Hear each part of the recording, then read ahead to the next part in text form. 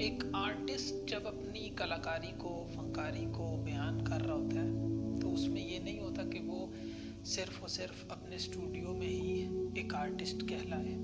एक अच्छा आर्टिस्ट जो होता है उसे आप कहीं भी किसी भी मुकाम पर छोड़ देंगे ना तो वहाँ से वो आपको कुछ ना कुछ तराश के दे देगा। एक आर्टिस्ट आमतौर पर ज़रा आप इसमें तसव्वुर कीजिएगा कि एक आर्टिस्ट जब डेली रूटीन में किचन में होता है, यकीनन ऐसा तो नहीं कि भूखा रहता है, बल्कि आर्टिस्ट भी हम सब की तरह आम तौर पर जिस तरह हम खाते हैं पीते हैं, तो उसी तरह आर्टिस्ट भी किचन में जब अपने रूटीन से फारिग होने के बाद जाता है तो किचन में सबसे पहले ढूंढता है मील कहाँ पे है, उसने क्या खाना है, क्या पकाना है, लकड़ियाँ कहाँ से लेके आनी है, आग किस तरह लगेगी। तो ये जो आर्टिस्ट की फनकारी होती है, तो आर्टिस्ट को उसमें भी कुछ ऐसा नज़र आ रहा होता है कि वो खुद से कुछ बनाएगा, कुछ पकाएगा।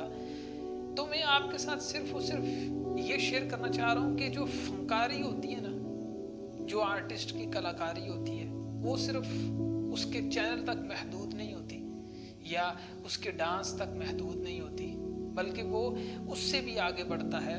जो भी उसकी आम तौर पर रूटीन होती है, रोज़मर्रा की डेली रूटीन होती है, आर्टिस्ट उसमें भी कुछ ना कुछ ऐसा निकाल लेता है।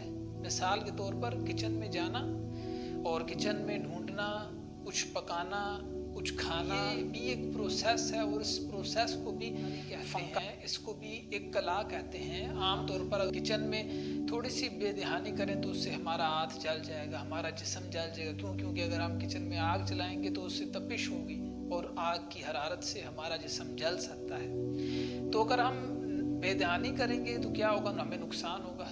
अगर हम एक फनकारी की तरह, एक कलाकारी की तरह अगर किचन में हम अपने काम को सर अंजाम देंगे तो क्या होगा? तो हम ना सिर्फ खाना पका लेंगे बल्कि अपने आप को भी महफूज रख पाएंगे और फिर हम पेट भर कर अपने खाने का इंतज़ाम कर लेंगे और खा पी लेंगे और उसके बाद दोबारा से भी हम उस किचन में जाके कुछ ना कुछ तैयार कर पाएंगे। तो ये सारा का सारा क्या प्रोसेस था?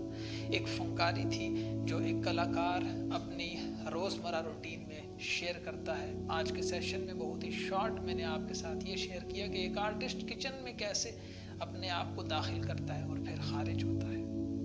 बाय।